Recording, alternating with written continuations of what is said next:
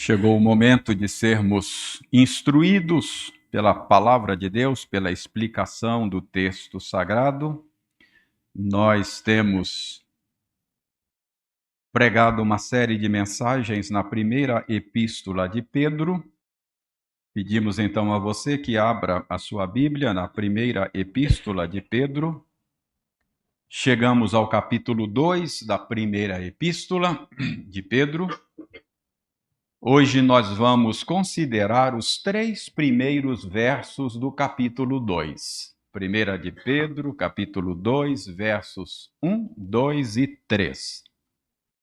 Eu lerei, você vai acompanhar silenciosamente aí a leitura que farei. A minha sugestão é que você mantenha a sua Bíblia aberta enquanto acompanha a explicação da passagem. É sempre bom lembrar que eu tenho usado uma versão da Bíblia um pouco diferente da sua. Creio que a maioria está usando a versão Almeida Revista e Atualizada. Eu estou usando a Nova Almeida Atualizada. São pequenas diferenças de tradução e não vai atrapalhar a nossa caminhada juntos. Diz o seguinte o texto anunciado: Portanto, abandonem toda maldade, todo engano, hipocrisia e inveja, bem como todo tipo de maledicência. Como crianças recém-nascidas, desejem o genuíno leite espiritual, para que por ele lhes seja dado crescimento para a salvação, se é que vocês já têm a experiência de que o Senhor é bondoso. Vamos orar, pedindo ao Senhor que nos dê um bom entendimento daquilo que acabamos de ler. Senhor, aceita a nossa gratidão por nos receberes na tua presença mais uma vez. Obrigado por nos permitires nos reunir em torno da Bíblia. E obrigado por esse momento de instrução. Agora nós vamos nos esforçar para entender a vontade do Senhor revelada nesta passagem. Mas nós não poderemos fazer isso a menos que o Senhor nos dê a tua graça. Por isso nós pedimos, abra o nosso entendimento, desvenda os nossos olhos, para que nós possamos ter uma boa compreensão do sentido do texto, para que, além de conceitos, além de ideias, nós vejamos nas páginas da Bíblia o próprio Senhor Jesus. E que ao contemplar a glória dele nas páginas da Bíblia, nós mesmos sejamos transformados de glória em glória, segundo a imagem dele pelo Espírito Santo.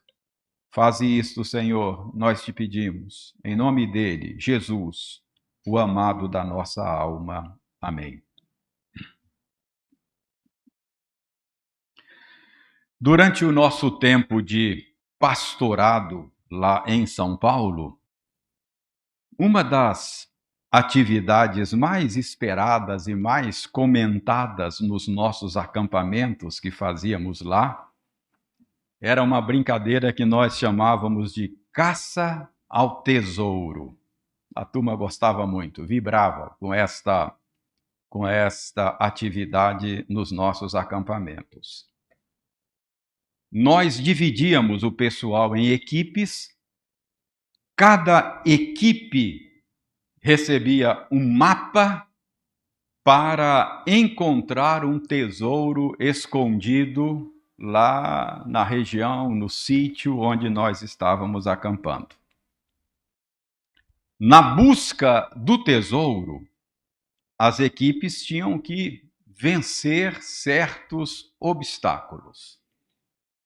Mas um detalhe era crucial para encontrar o tesouro. É que o mapa não era fácil de ser lido, de ser entendido. Era um mapa normalmente cheio de símbolos, cheio de enigmas que não faziam muito sentido à primeira vista. E sem entender o mapa, a equipe normalmente ficava perdida, frustrada, sem a esperança de encontrar o tesouro.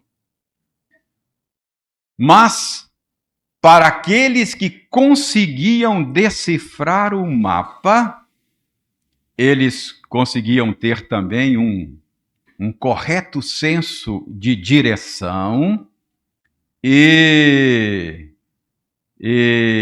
cada obstáculo a ser vencido se tornava mais fácil de ser superado, e a jornada na busca do tesouro, apesar de continuar sendo uma jornada desafiadora, ela se tornava uma aventura emocionante, com a certeza de que eles estavam no caminho certo.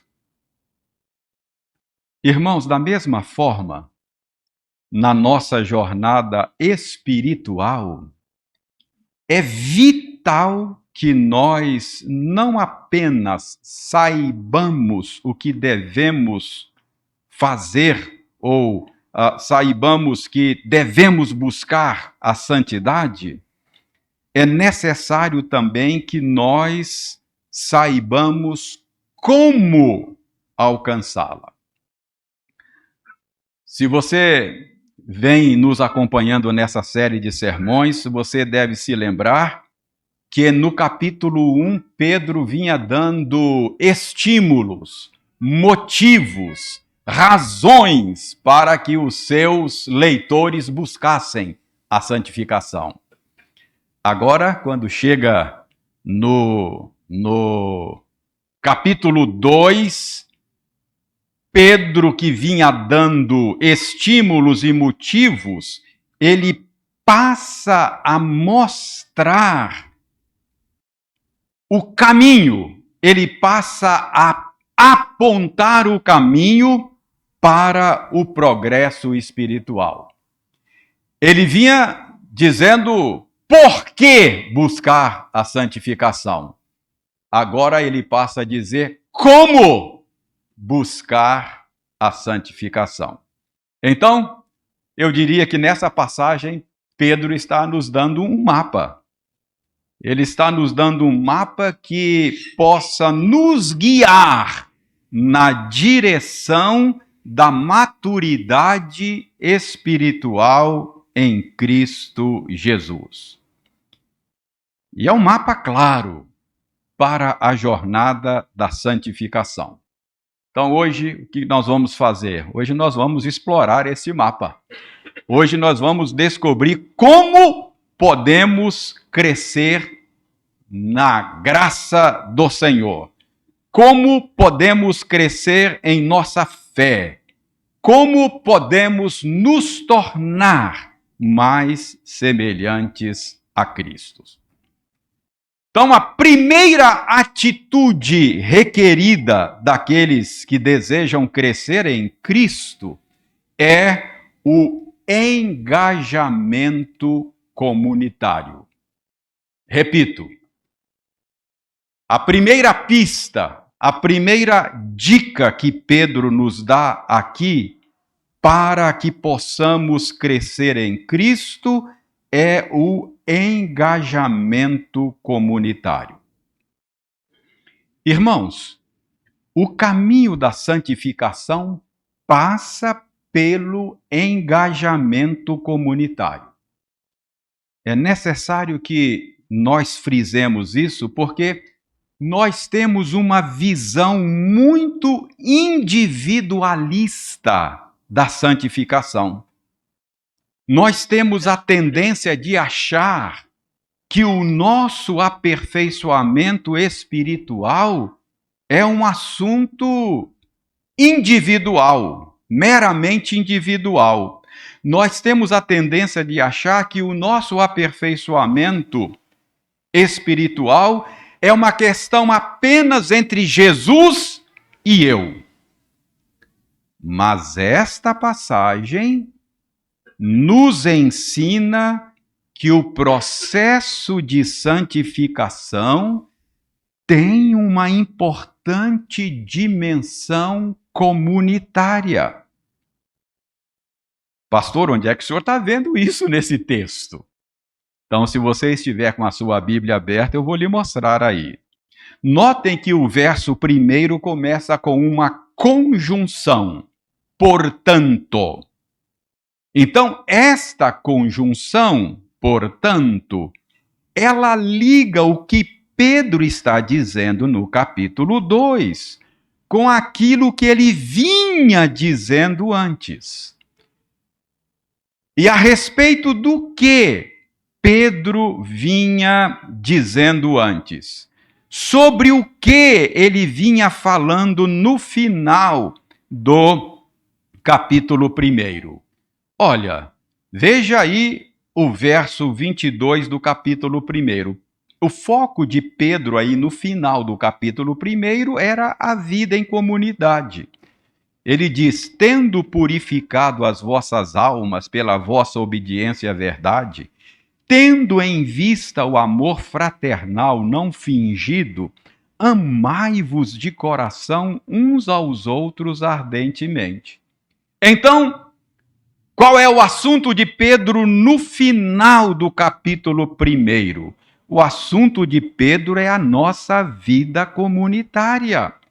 E o que ele vai dizer agora no capítulo 2 está relacionado com a vida comunitária. A conjunção, portanto, nos leva a essa conclusão. E que Pedro continua tendo em mente a vida comunitária, a gente percebe pela natureza dos pecados listados aí nesse verso 1 do nosso texto. Todos os pecados listados aí no verso 1 são pecados de natureza comunitária. Maldade, engano, hipocrisia, inveja, maledicência, todos são pecados que nós cometemos uns contra os outros, que prejudicam a vida comunitária. Então, o que eu estou querendo é convencer você de que a vida comunitária continua aí como pano de fundo no capítulo 2. A vida comunitária continua sendo parte do foco de Pedro.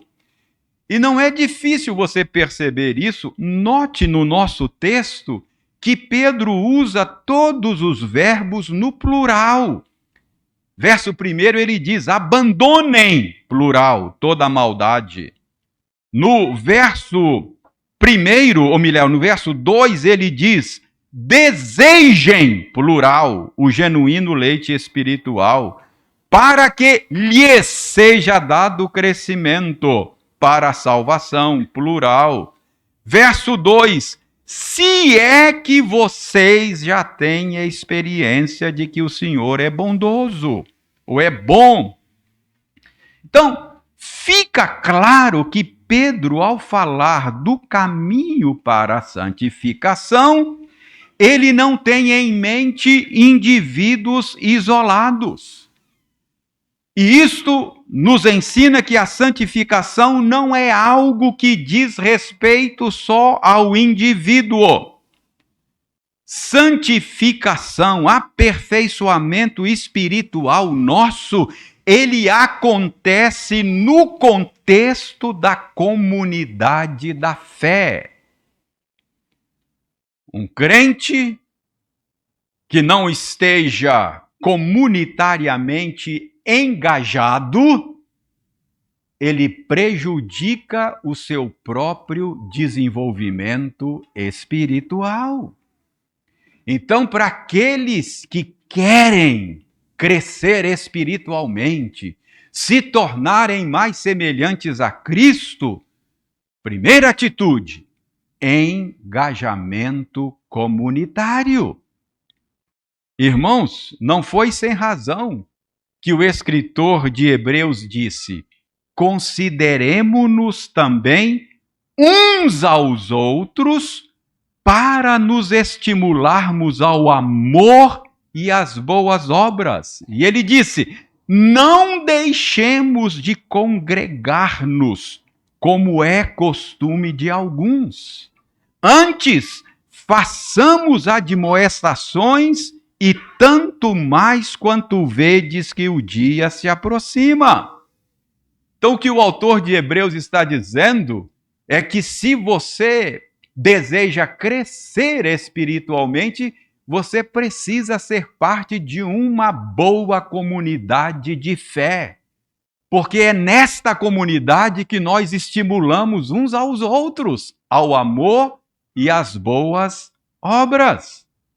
É na comunidade cristã que nós somos encorajados na caminhada cristã. Você cresce espiritualmente por meio do companheirismo cristão, do ensino que nós transmitimos uns aos outros, dos exemplos de vida cristã, do aconselhamento mútuo, da correção e da disciplina amorosa. Então, para crescermos em santidade, é preciso, primeira coisa, engajamento comunitário. Segunda dica do mapa que Pedro está nos dando aqui é que aqueles que desejam crescer em santidade precisa tomar a decisão, a atitude de remover tudo aquilo que possa atrapalhar o seu progresso espiritual. Eu chamo a sua atenção para o verbo grego no verso 1. Na minha versão, esse verbo grego está traduzido por abandonem. Na versão de vocês, ele está traduzido por despojando-vos. Então, em segundo lugar, o caminho da santificação, do crescimento espiritual em Cristo, além do engajamento comunitário, ele passa também pelo despojamento, pelo abandono. Abandono de quê? De tudo aquilo que atrapalha o processo de santificação. Irmãos, o verbo grego, aí no verso 1, ele está na voz média. Isso indica que os crentes, eles são tanto sujeitos quanto objeto da ação do verbo aí. Isso enfatiza a nossa responsabilidade pessoal no processo de santificação. Pedro está dizendo que você deve tomar a iniciativa de maneira intencional, de maneira ativa, de se livrar de todo e qualquer obstáculo ao seu desenvolvimento espiritual. Eu sei, santificação é uma dádiva, santificação é uma graça, é Deus quem nos santifica, mas nós somos ativos no processo de santificação. E uma das atividades que Deus espera da sua parte é o despojamento, é o abandono de toda e qualquer coisa que possa atrapalhar o seu crescimento espiritual. O verbo no grego está também no particípio. E isso tem uma implicação, porque por estar no particípio, o verbo sugere a ideia de uma ação contínua, indicando que esse despojamento, que esse abandono, que esta remoção de obstáculos deve ser algo regular, contínuo da vida cristã. Isso lembra a tarefa de um bom jardineiro, não é verdade? Se o jardineiro não remover regularmente as ervas daninhas do seu jardim, as ervas daninhas sufocarão as plantas, impedindo o crescimento e o florescimento do jardim. Da mesma forma, o que Pedro está dizendo aqui é que para crescer em santidade, você precisa remover continuamente aquilo que impede o seu crescimento espiritual. Pense um pouquinho. Pergunte a você mesmo, ou pergunte para o Senhor, se tem alguma coisa atrapalhando o seu crescimento espiritual. Que tipo de obstáculo você precisa remover?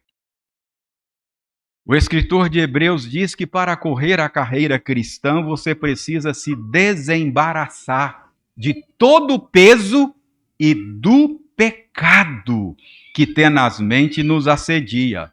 É curioso, né? Ele diz desembaraçar não só do pecado, mas de todo peso.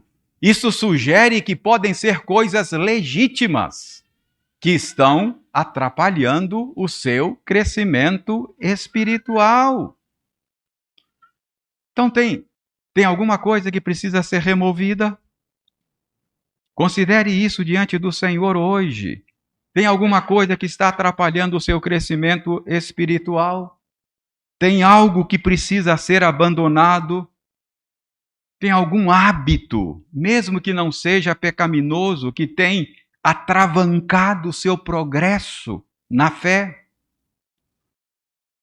Quem sabe um hobby? Quem sabe um esporte precisa ser abandonado? É legítimo, mas no seu caso está atrapalhando o seu crescimento espiritual. Quem sabe tem algum aplicativo que você precisa deletar do seu celular? Enfim, o caminho da maturidade cristã passa pelo despojamento, pelo abandono de tudo aquilo que possa atrapalhar o seu crescimento espiritual. Então, como é que você cresce espiritualmente? Engajando-se numa comunidade de fé. Como é que você cresce espiritualmente? Tomando a iniciativa de remover tudo aquilo que possa atrapalhar a sua caminhada espiritual. Terceira coisa que você precisa fazer se deseja crescer espiritualmente. Está aí. Pedro diz que você precisa alimentar-se de Cristo. Isso está no verso 2. Pedro diz: como crianças recém-nascidas, desejem o genuíno leite espiritual. Irmãos, essa metáfora aí do leite, o genuíno leite espiritual, tem sido objeto de debate entre os estudiosos da Bíblia. Qual é o sentido desta metáfora? De que Pedro está falando? Alguns acham que o genuíno leite espiritual é a Escritura. E há razão para isso. Em outros lugares do Novo Testamento, o leite é usado como metáfora para falar do ensino básico da Escritura, não é? Paulo, por exemplo, disse aos coríntios que deu leite para eles beber, porque eles não podiam ainda suportar alimento sólido. Eles eram muito infantis, espiritualmente falando. Então, há motivo para achar que é a Escritura. Mas outros estudiosos acham que o genuíno leite espiritual nessa passagem é uma referência a Jesus mesmo. E também há razão para esse entendimento. Jesus muitas vezes é apresentado na Bíblia como o nosso alimento espiritual. Ele disse: eu sou o pão da vida. Eu sou o pão que desceu do céu para saciar a fome da alma humana. Além disso, irmãos, no verso 3, do nosso texto hoje, Pedro faz uma referência ao Salmo 34, verso 8. Ele fala de provar que o Senhor é bom. E Senhor, no verso 3, é muito provavelmente uma referência a Jesus. Então, qual é o resumo da ópera? Tanto os que dizem que o genuíno leite espiritual é a Escritura, quanto os que dizem ser Jesus, têm alguma razão. Qual é a minha conclusão? Eu diria que nós não precisamos escolher entre uma coisa e outra. O leite espiritual é tanto a Escritura quanto Jesus. Você se alimenta de Jesus na Escritura. Não é isso que Jesus disse? Vocês buscam as Escrituras porque acham que vão encontrar a vida eterna nela. Vocês fazem bem. São as Escrituras que testificam de mim. Se vocês tiverem os olhos abertos pela graça, quando vocês forem às Escrituras, vocês me encontrarão lá. É possível ler a Escritura, ir à Escritura e não ter um encontro com Jesus.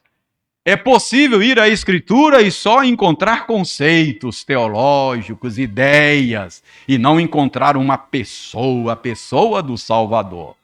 Mas é na Escritura que você encontra Jesus. Portanto, alimentar-se da Escritura e alimentar-se de Jesus é a mesma coisa. Então, irmãos, o genuíno leite espiritual que dá crescimento para a salvação é Jesus Cristo, que nos é oferecido principalmente na Escritura. Assim como o leite materno proporciona todos os nutrientes necessários para o crescimento saudável de um bebê, assim também em Cristo você vai encontrar os nutrientes necessários para o seu crescimento espiritual. Então, qual é o caminho para o crescimento espiritual? O mapa que Pedro nos apresenta diz: primeiro caminho, primeira coisa, engajamento comunitário. Fora da família da fé, o seu crescimento será atrofiado. Segunda coisa, para crescer espiritualmente, trate de remover aquilo que está atrapalhando você. Terceira coisa, alimente-se de Jesus. Quarta e última coisa que você precisa fazer. A quarta atitude requerida daqueles que desejam crescer em Cristo é dar pequenos passos de fé. Reverendo, onde é que o senhor está vendo isso aí? Eu não estou vendo aqui nesse texto que Pedro está mandando dar pequenos passos de fé. Olha o verso 3. Pedro diz: se é que vocês já têm a experiência de que o Senhor é bondoso. Quando nós falamos de ter experiência com o Senhor, normalmente a gente pensa em algo dramático, não é? Algo altamente emocional. Mas, irmãos, não é necessariamente assim. Não é necessariamente disso que Pedro está falando no verso 3. No verso 3, Pedro está reverberando o Salmo 34. Provai e vede que o Senhor é bom. Bem-aventurado o homem que nele se refugia. Você prova e vê que o Senhor é bom testando, degustando a sua vontade. A metáfora do alimento está aqui, o genuíno leite espiritual. Então você precisa degustar. Como é que você degusta? Dando pequenos passos de fé. Quando você dá pequenos passos de fé, É como se você estivesse degustando a vontade de Deus. Aí você prova, vê que é bom, vontade dele é boa, perfeita e agradável. Você degustou, aí você quer mais. Você quer mais. Percebe? Você prova, percebe que é bom, quer mais. É como se fosse um sistema de retroalimentação. Você prova a vontade de Deus, vê que é bom, então você quer mais. Prova mais, quer mais. E assim você vai se alimentando de Cristo e crescendo em santidade gradativamente. Então, para crescer em Cristo, você precisa dar pequenos passos de fé. Precisa degustar. Precisa provar que o Senhor é bom. Quer crescer em Cristo? Não basta só estudar a Bíblia, tem que estudar a Bíblia. Mas comece a dar pequenos passos de fé. Ame as pessoas. Sirva os outros. Ajude o necessitado. Seja generoso. Comece a compartilhar a sua fé. Fale de Jesus para os seus amigos e familiares. Ore pelas pessoas. Conceda o perdão àqueles que te ofendem. Isso é dar pequenos passos de fé. E aí você vai provando e vendo que o Senhor é bom. E vai aumentando o seu apetite. Você prova, é bom, valeu a pena, vou fazer mais. Valeu a pena, vai. Aí você vai, e vai crescendo espiritualmente. Então comece a se mexer. Se você não se exercitar na piedade, não vai crescer espiritualmente. Não vai ganhar musculatura espiritual. Mexa-se. Exercita-se na piedade. Eu sei, no início você vai fazer assim de maneira meio desajeitada, né? Mas é assim mesmo. É assim mesmo. Já viu o pessoal que está começando a dirigir? Motorista novo, já viu? No volante, né? Tem que pensar para passar a marcha, né? Já viram? Aí com o tempo ele vai treinando, aí depois vai, ó, tranquilo, né? Faz assim no piloto automático, não é verdade? É assim a vida de piedade. No início vai ficar assim meio desajeitado, você vai começar a fazer meio desajeitado, mas persevere. Vá dando pequenos passos de fé. E assim você vai se tornando mais parecido com Jesus. Irmãos, uma das imagens que a Bíblia usa para falar do nosso processo de santificação é a imagem de um oleiro moldando um vaso. Essa é uma imagem que o Espírito Santo usa na Bíblia para ilustrar o modo como Deus nos aperfeiçoa espiritualmente. Com a habilidade e com a paciência de um oleiro, Deus está nos tornando gradativamente mais parecidos com Jesus. Mas esse processo de aperfeiçoamento acontece com a nossa participação. E o mapa para se chegar ao tesouro da maturidade cristã é esse que você acabou de receber. A sua responsabilidade é engajar-se na comunidade da fé. É despojar-se daquilo que atrapalha o seu crescimento. É alimentar-se de Cristo e dar pequenos passos de fé, a fim de provar que o Senhor é bom.